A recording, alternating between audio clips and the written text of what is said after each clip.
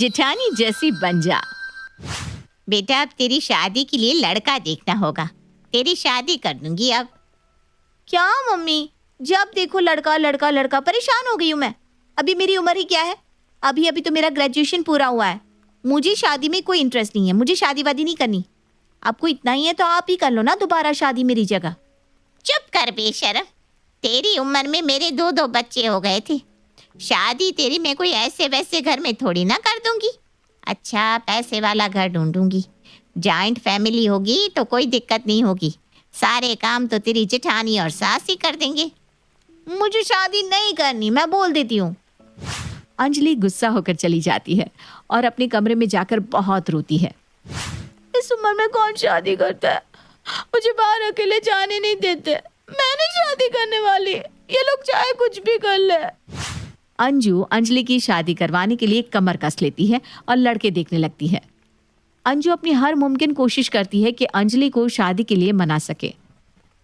उत्तम जब अंजू को पसंद आ जाता है तब अंजू अंजलि से कहती है, बेटा एक बार उत्तम को देख ले, बहुत हैंडसम है। माँ तुम भी ना, तुम्हें पता है ना मुझसे घर के काम या किसी भी चीज की समझ नहीं है मुझमें। मैं वहाँ क्या करूँगी, सबको कैसे संभालूंगी। बेटा तुझे कुछ नहीं करना, तू बस वही करना जो तेरी जेठानी करेगी। बाकी तुझे कहीं दिमाग नहीं लगाना। और घर संभालना कोई तोप थोड़ी ना है। मुझे भी कौन सा कुछ आता था जब मैं शादी करके आई थी यहाँ। मैं वैसे वैसे करती थी जैसा जैसा मेरी जेठानी करती थी, और आज देख ले कहाँ हूँ मैं। अंजू की बातें सुन अंजलि शादी के लिए तैयार हो जाती है। अंजलि और उत्तम की शादी बड़े ही अच्छे से हो जाती है। अंजलि ससुराल में आने के साथ ही देखती है कि उसकी जेठानी मेकअप कर रखी है। जेठानी को देखकर अंजलि मन ही मन कहती है, भाभी तो फुल टू मेकअप में रहती है, तो मैं भी मेकअप कर सकती हूँ। अंजलि शादी के पहले ही दिन सज धज के तैयार हो जाती है और अपनी जेठानी के साथ रसोई में चली जाती है। अंजलि मैं नाश्ता बना रही हूँ, तुम मेरा साथ देना। जी भाभी। वो मन ही मन सोचती है, ऐसे भी मुझे क्या ही आता है, मुझे तो आपकी कॉपी ही करना है। आपने खुद ही कह दिया कॉपी करने को, उससे बड़ी बात क्या होगी। हमारे घर में ना सबको इटालियन बहुत पसंद है, स्पेशली पिज्जा एंड लजानिया। शीतल नाश्ता बनाने लगती है। अंजलि भी उसके साथ उसका हाथ बटाने लगती है और फिर दोनों मिलकर सबको नाश्ता परोसती हैं। अपनी दोनों बहुओं को एक साथ काम करता देख मीरा कहती है, दोनों एक दूसरे के काम में हाथ बटाती बहुत अच्छी लग रही हो। इसी तरह हमेशा एक साथ रहना। माँ तभी तो आज पिज्जा में बिना चीज के डबल चीज का स्वाद आ रहा है। हाँ भी ना, कुछ भी बोल देते हो। इसी तरह एक हफ्ता बीत जाता है। शादी में आए सभी रिश्तेदार चले जाते हैं। फिर एक रोज अंजलि देखती है कि शीतल जींस के साथ हाई हील्स पहने अपने कमरे से निकल कर आ रही है। अंजलि मैं तुम्हारे भैया के साथ घूमने जा रही हूँ, तुम खाना पीना बना लेना और उत्तम और मम्मी जी को खिला देना। जी भाभी, जींस टॉप में तो आप बवाल दिखती हो। मैं तो हमेशा ही जींस टॉप ही पहनती हूँ, ये तो तुम्हारी शादी के कारण मुझे पहनना पड़ा। सारे रिश्तेदार आए हुए थे ना, वरना मैं तो जींस ही पहनती हूँ। चलो चलती हूँ, तुम्हारे भैया इंतजार कर रहे होंगे। शीतल अर्जुन के साथ घूमने चली जाती है। इधर अंजलि भी जींस टॉप पहन लेती है। मैं भी अब जीन्स ही पहनूंगी, वही तो कंफर्टेबल होता है। अंजलि जींस पहनकर फुल टू मेकअप में तैयार हो जाती है और रसोई में लजानिया और पिज्जा बनाने लगती है। भाभी भी तो यही बनाती है, तो मैं भी यही बना लेती हूँ। सबको पसंद भी आता है और सब दबा के खाते भी हैं। अंजलि पिज्जा और लजानिया बनाकर अपनी सास और उत्तम को परोसती है। खाना देखकर उत्तम कहता है, ये क्या है अंजलि, हर टाइम पे अब क्या इटालियन ही खाने को मिलेगा। भाभी को इटालियन डिशेस ज्यादा आती है, तो क्या तुम्हें भी यही आता है? तुम तो कुछ अलग सा बनाओ जो तुम्हें आता हो। भाभी को कॉपी करना जरूरी है क्या? अरे खा लेना बेटा, बहू ने बना तो दिया। मुझे लगा सबको यही पसंद है तो मैंने यही बना दिया। अरे कोई बात नहीं बहू, अब तो इंडियन खाना बनाना। एक बहू विदेशी तो दूसरी देसी भी तो होनी चाहिए ना। उत्तम का चेहरा गुस्से से लाल हो जाता है और अंजलि की आंखें नम हो जाती है। उत्तम थोड़ा बहुत ही खाकर उठ जाता है। अंजलि अपने कमरे में जाकर अपनी माँ को फोन करके कहती है, माँ तुमने तो कहा था जैसी मेरी जेठानी करे मुझे भी वैसा ही करना है। अब मैंने वही बनाया जो मेरी जेठानी हमेशा बनाती है। फिर भी उत्तम ने ना मुझ पर बहुत गुस्सा किया। अब तुम्हें बताओ मैं क्या करूं। अरे पागल, एक ही खाना तुरंत नहीं बनाना है। देख, खाना जो जो तेरी जेठानी बनाती सब तू सीख ले, फिर बदल बदल कर बना। जैसे कल तेरी जेठानी ने पिज्ज़ा बनाया था तो तूने आज फिर पिज्ज़ा बना दिया। अरे जिसकी जगह परसों जो शीतल ने बनाया था वही बना लेती। हाँ ठीक कहा माँ, मुझे आज ना गार्लिक ब्रेड एंड नूडल्स बनाना चाहिए था। अब मैं समझ गई कि भाभी को कॉपी करना है लेकिन तुरंत नहीं। अंजलि अपने दिमाग में बस कॉपी करना छाप लेती है। इसी तरह दिन बीतने लगते हैं। एक रोज शीतल की कुछ फ्रेंड्स उसके घर आती है।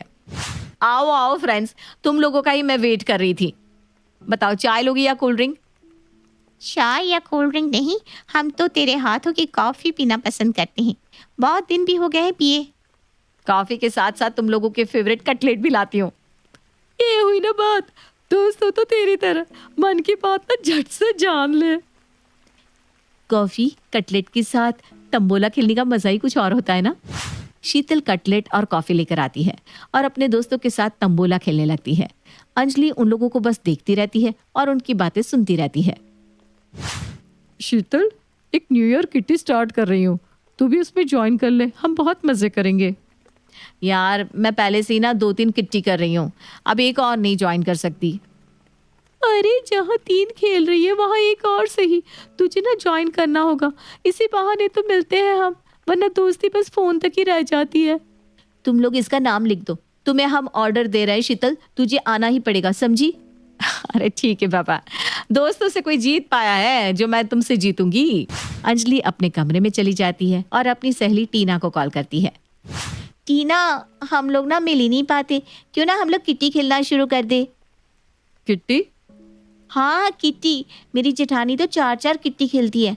हम लोग भी अब किट्टी खेलना शुरू करेंगे ना। ठीक है, मैं बाकी मेंबर्स को ऐड करती हूँ। फिर अंजलि सोचती है, मैं अगले महीने से किट्टी खेलना शुरू करूंगी। किसी को पता नहीं चलेगा कि मैं जेठानी जी की कॉपी कर रही हूँ। कल मैं भी शॉपिंग पे जाऊंगी अपने उत्तम के साथ, जैसे भाभी जाती है भैया के साथ। अगले दिन अंजलि भी शीतल की तरह जींस टॉप और हाई हील्स पहनकर तैयार हो जाती है और उत्तम से कहती है, हम शॉपिंग पर चल रहे हैं। अचानक से शॉपिंग अभी? वैसे तुम आज भाभी की तरह दिख रही हो। हाँ, अपने पति के साथ कहीं जाने के लिए कोई वक्त नहीं होता। अंजलि और उत्तम बाहर जाने के लिए निकलने लगते हैं। तभी अंजलि उत्तम से कहती है, तुम चलो, मैं आती हूँ। ठीक है, मैं बाहर तुम्हारा इंतजार करता हूँ।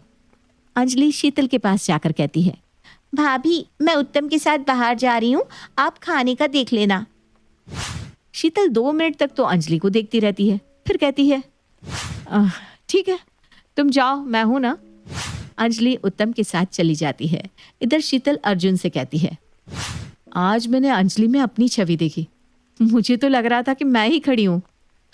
मुझे लगता है अंजलि तुम्हारी कॉपी करती है, जैसा तुम करती हो वो भी वैसा ही करती है, खाने से लेकर पहनने तक सब कुछ कॉपी।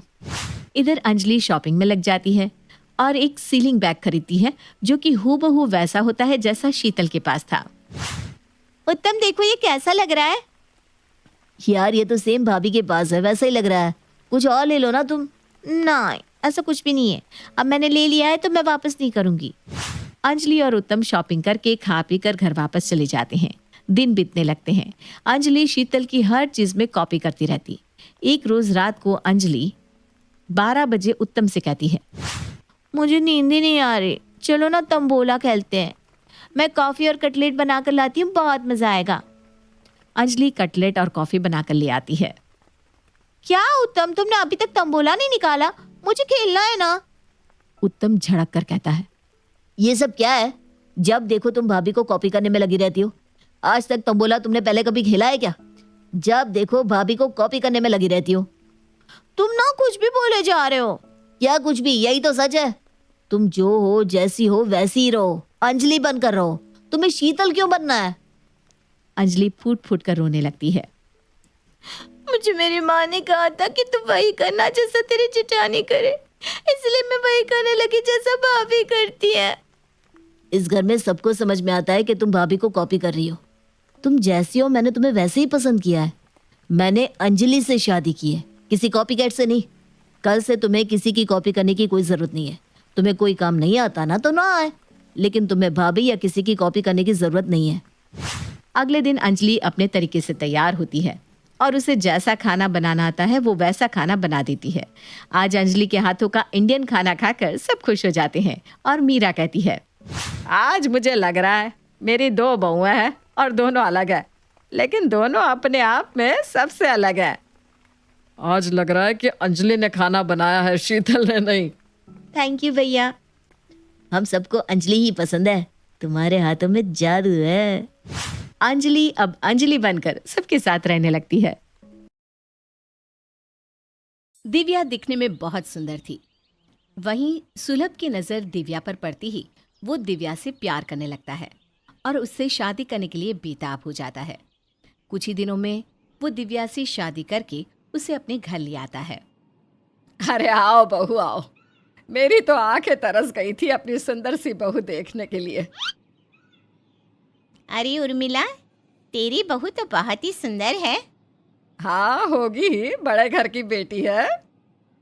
फिर उर्मिला जी रीति रिवाज से अपनी बहू का गृह प्रवेश कराती है और उसे घर के अंदर ले आती है। बहू, अब से ये तुम्हारा ही घर है और कभी किसी चीज की कमी हो तो तुरंत कह देना, झिझकना मत। जी माँ जी। अगली सुबह बहू, आज तेरी मुंह दिखाई है, तैयार हो जा, मोहल्ले की औरतें आएंगी देखने के लिए। जी ठीक है माँ जी। फिर दिव्या अच्छे से तैयार होकर सबके सामने आती है और एक एक करके सभी दिव्या के मुंह दिखाई करते हैं। भाई मानना पड़ेगा, उर्मिला जी तो खरा सोना लाई है। हाँ वैसे बहू, जितना खरा सोना भी मिल जाता तो क्या बात थी। क्यों भाई, खरा सोना नहीं मिला क्या? हमने तो सुना है कि तुम्हारी बहू बड़े ऊंचे खानदान की है। सो तो है, और जब सोने जैसी बहू मिली है तो सोना क्या करूंगी। इस तरह सभी औरतें हंसी ठिठोली करके मुंह दिखाई की रस्म पूरी करती हैं। वहीं रात में, सुलभ जी आप मुझसे प्यार तो करते हैं ना? हाँ डार्लिंग, अब ये कोई पूछने वाली बात है क्या? जब प्यार किया तभी तो शादी की है। ओके। क्या हुआ, बड़ी उदास सी लग रही हो? कुछ नहीं जी, आज माँ जी अपनी सहेलियों से कह रही थी कि हाँ बहू तो सोने जैसी मिली है, लेकिन बहू जितना खरा सोना मिला होता तो गनीमत थी। तो वही मैं सोच रही हूँ कि कहीं आपने मुझसे पैसों के लिए तो शादी नहीं की ना? क्या दिव्या, तुम भी बच्चों जैसी बात करती हो। मोहल्ले की 4 औरतें जब जमा होती है तो हंसी ठिठोली तो होती ही है। माँ ने हंसी मजाक में कहा होगा। टेंशन ना लो, तुम हमेशा मेरी थी और हमेशा रहोगी। जी। बहू चल तैयार हो जा, आज मैं तुझे शॉपिंग करा कर लाती हूँ। ठीक है माँ जी, मैं अभी तैयार होकर आती हूँ। फिर दोनों सास बहू शॉपिंग पर जाती हैं। ये क्या माँ जी, शॉपिंग का कहकर आप मुझे इस सस्ते से मॉल में ले आई? मैं तो सोच रही थी कि आप मुझे सब्जी सांची या ज़ारा ज़ूडियो लेकर जाएंगे शॉपिंग के लिए। खैर कोई ना। अरे कोई बात नहीं बहू, अभी तो यहाँ से शॉपिंग कर ले, अगली बार मैं तुझे किसी महंगे ब्रांड के शोरूम में ही ले जाऊंगी शॉपिंग के लिए, बस। जी मम्मी जी। फिर दोनों सास बहू जमकर शॉपिंग करती हैं। आज तो थक गई शॉपिंग करके। कहाँ गए थे शॉपिंग के लिए? माँ जी पास के सस्ते मार्केट में लेकर गई थी। ऊपर से वहाँ तो खुली दुकानें थी, एसी भी नहीं थी। देखो ना, स्किन टैन हो गई मेरी। सस्ते मार्केट क्यों गए? मॉल या शोरूम में जाना था ना। मैंने माँ जी को कहा भी था, बट माँ जी ने कहा बेटी अभी मेरे पास उतने पैसे नहीं है। तो मैं बोली कोई बात नहीं, माँ जी प्यार से जो भी दिलाएंगी आशीर्वाद समझ कर रख लेती हूँ। वैसे कपड़े तो कुछ खास नहीं लिए, सब सस्ते से थे, पर माँ का प्यार है ना, तो वही मेरे लिए बहुत है जी।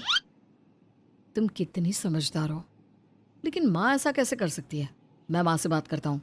नाना जी, माँ को आप कुछ मत कहिए, माँ तो माँ होती है ना। आप कुछ कहेंगे तो उन्हें बुरा लगेगा, और मैं नहीं चाहती कि माँ जी को किसी भी बात का बुरा लगे। और उन्होंने जो तुम्हारे स्टेटस की धज्जियाँ उड़ाई वो? इट्स ओके ना डार्लिंग, कोई बात नहीं, हाइपर नहीं होते ऐसे। अरे कितनी समझदार है मेरी बीवी, काश माँ में इतना दिमाग होता। तभी उर्मिला जी वहाँ आती हैं। किसको दिमाग नहीं है बेटा? किसी को नहीं माँ जी, आज ना ऑफिस से आते समय रास्ते में इनका एक्सीडेंट होते होते बचा। एक लड़की गलत साइड से जा रही थी ना, उसी कारण। वही मैं इन्हें समझा रही थी। ये कहते हैं कि काश उसे भी तुम्हारे जितना दिमाग होता। सच्ची तो कहा मेरे बेटे ने। वैसे बेटा तुझे कहीं लगी तो नहीं ना? नहीं माँ, मैं ठीक हूँ। बहू, आज तो कुछ अच्छा बना। तेरे हाथ का खाना नहीं खाया मैंने। माँ जी मैं? हाँ तू बहू, क्यों तू नहीं बना सकती क्या? नहीं माँ, बना लूंगी मैं, टेंशन ना लो। ठीक है बेटा, मैं बाहर जा रही हूँ, कुछ देर में आ जाऊंगी। पापा के घर में आज तक मैंने गैस पर पानी तक नहीं गर्म किया और माँ जी मुझसे खाना बनवाना चाहती है। तुमने माँ को मना क्यों नहीं किया? रुको, मैं मना कर देता हूँ। नहीं नहीं नहीं, माँ जी को बुरा लगेगा ना। मैं उनकी इकलौती बहू हूँ, थोड़ी सी तकलीफ होगी तो कोई बात नहीं ना, आप चिंता ना करें। बहू, मैं आती हूँ थोड़ी देर में। जी माँ जी। फिर दिव्या खाना बनाने के लिए किचन में चली जाती है और कुछ देर बाद किचन में कुछ ब्लास्ट होने की आवाज़ आती है। बाहर से आई उर्मिला जी और सुलभ भागे भागे किचन में जाते हैं। दिव्या, तुम ठीक हो ना? ये कुकर कैसे फटा? मुझे नहीं पता खाना कैसे बनता है और मैं बनाने गई तो ऐसा हो गया। ये देखकर सुलभ गुस्से से आग बबूला हो जाता है। माँ, क्या जरूरत थी दिव्या को किचन में भेजने की? उसके पापा ने उसे कभी कोई काम नहीं कराया और आप उसे खाना बनवाना चाहती हैं? भूलिए मत, वो बड़े घर की बेटी है, वो चीप नहीं है, वो ऐसे काम नहीं करेगी। अरे बेटा, क्या हुआ तुझे? मुझे नहीं पता था कि बहू को खाना बनाना नहीं आता, वरना मैं कहती ही नहीं। तो मुंह में जुबान नहीं है? आप पूछ नहीं सकती थी उससे? देखो, अगर आज उसे कुछ हो जाता तो। इस तरह सुलभ अपनी माँ को खूब डांट लगाता है और दोनों माँ बेटे में खूब बहस होती है। अरे अरे, आप दोनों लड़िए मत प्लीज, मुझे बिल्कुल अच्छा नहीं लग रहा घर का ये माहौल। सुलभ जी छोड़िए ना, जाने दीजिए, जो हो गया सो गया। माँ जी, आप भी इनकी बातों को दिल पर ना लीजिए। कमरे में तुमने मुझे क्यों रोका? माँ ऐसा कैसे कर सकती है? पहले मोहल्ले की औरतों के सामने तुम्हारे पिता की बेइज्जती की, फिर सस्ते से मार्केट ले जाकर तुम्हारे स्टेटस की धज्जियां उड़ा दी उन्होंने, और अब तो हद हो गई। जबरन तुमसे खाना बनवा रही है। तुम्हें कुछ हो जाता तो? अब टेंशन ना लो ना जी, वो माँ है और माँ कभी किसी का बुरा नहीं सोचती। वहीं अगली सुबह जब बहू नहाने जाती है तो बाथरूम से उसके चीखने की आवाज़ आती है और जब सुलभ अंदर जाके देखता है तो दिव्या बेहोश पड़ी थी। दिव्या, दिव्या उठो, क्या हुआ तुम्हें? तुम कैसे गिर गई? ये पानी में कहीं से करंट आ गया जी, इसकी वजह से मुझे शॉक लगा और मैं बेहोश हो गई। तभी सुलभ देखता है कि पानी में एक बिजली का तार है। तुमसे पहले बाथरूम में कौन गया था? बेटा, मैं गई थी, लेकिन मुझे नहीं पता ये कैसे यहाँ पर आ गया। मैं सब जानता हूँ माँ, आप जानबूझकर मेरी बीवी को घर से निकालना चाहती हो ना, इसीलिए आप ये सब कर रही हो ना। जिसके बाद दोनों माँ बेटे में बहुत झगड़ा होता है और दोनों एक दूसरे से बात तक करना पसंद नहीं करते। वहीं दिव्या सुलभ से खूब प्यार करती और उसका खूब ख्याल रखती। फिर एक दिन, सुनो ना जी, मैं कह रही थी क्यों ना आप अपनी प्रॉपर्टी मेरे नाम कर दो। लेकिन मैं तो बस इसलिए कह रही हूँ कि माँ जी और आप में ऑलरेडी इतनी दूरियाँ आ गई हैं। कल को माँ जी कहे कि बेटी की प्रॉपर्टी में मुझे हक चाहिए ताकि मैं अकेली रह सकूँ, तो हमारा क्या होगा? वैसे भी कल को बाल बच्चे होंगे तो उनके लिए भी कुछ रहना चाहिए ना जी। हाँ डार्लिंग, वैसे तो तुम सही कह रही हो। लाओ पेपर, मैं अभी साइन कर देता हूँ। फिर सुलभ प्रॉपर्टी के पेपर्स पर सिग्नेचर करके सारी प्रॉपर्टी दिव्या के नाम कर देता है और तिजोरी की चाबी और सारे गहने भी उसे दे देता है। बेटा, तूने ये क्या किया? ये लड़की बहुत बड़ी धोखेबाज है, हम दोनों को रोड पर ला देगी। रोड पर तो अब आप दोनों आ चुकी हो। थैंक यू सुलभ, सारी प्रॉपर्टी मेरे नाम करने के लिए। आज मेरा बदला पूरा हुआ। अब समय आ गया है तुम लोगों को ठीक उसी तरह घर से निकालने का जैसे तुमने मुझे निकाला था। कौन हो तुम? याद करो, मैं वही हूँ जिसे तुम रोजाना सताते थे, शराब के नशे में मारते पीटते थे, दहेज की लालच में मुझे और मेरे माता पिता को अब दोनों ने बहुत सताया था। और जब मुझे दुख देकर भी कुछ नहीं मिला तो मुझे जलाकर जंगल में फेंक दिया ताकि जानवर मुझे खा जाए। वो तो भला हो वहां रहने वाले आदिवासियों का, उनके कारण मुझे नया जीवन दान मिला। और उनके वैद्य ने मुझे प्लास्टिक सर्जरी करके एक नया रूप दिया ताकि मैं तुम दहेज के भूखों से बदला ले सकूं। विद्या, तुम? बहू तुम? हाँ, मैं तुम्हारी पहली बीवी विद्या और मैं ही तुम्हारी दूसरी बीवी दिव्या हूं। वैसे मेरे घर से खुद जाना पसंद करोगे या धक्के मार कर निकालो?